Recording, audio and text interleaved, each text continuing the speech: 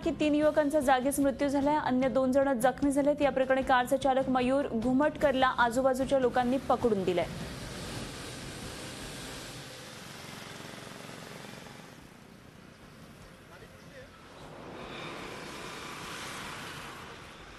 किरण गाणे, संकेत समेळ, शुभम भालेकर अशी या मृत युवकांची नावे आहेत। हे तिघे 23 ते 24 वयोगटातले असल्याचं सांगण्यात येते। आणखी सविस्तर माहिती या अपघाताविषयी जाणून घेऊया।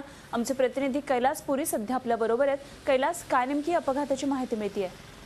अनुपमा, काल रात्री 1:30च्या सुमाराला हा अपघात झालेला आहे। ते विद्यार्थी जे आहेत ते निगडी परिसरामध्ये अभ्यास केल्यानंतर चहा पिण्यासाठी आले होते। चहा पिल्यानंतर हे परत आपल्या रूमकडे जात असताना एका भरधाव 4 चाकीने त्यांना उडवलं। त्यामध्ये जागीच 3 जण जे आहेत ते मृत्युमुखी पडलेले आहेत आणि जे 2 विद्यार्थी आहेत, अविनाश माने आणि सोनू विद्यायाती, हे 2 विद्यार्थी जखमी झालेले आहेत। त्यांच्यावर यशवंतराव चव्हाण स्मृती रुग्णालयामध्ये उपचार सुरू आहेत। चालक जो आहे तो मयूर घुमटकर याला पोलिसांनी ताब्यात घेतलेला आहे। त्याची वैद्यकीय चाचणीही करण्यात आलेली आहे। वैद्यकीय चाचणीचा रिपोर्ट जो आहे तो अजून अहवाल जो आहे तो यायचा आहे।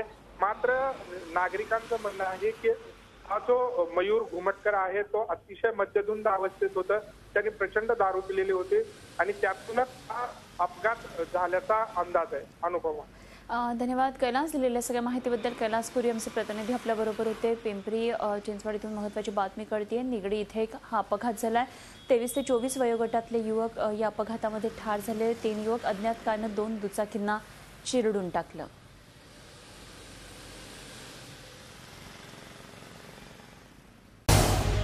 झी 24 तास रहा एक पाऊल पुढे।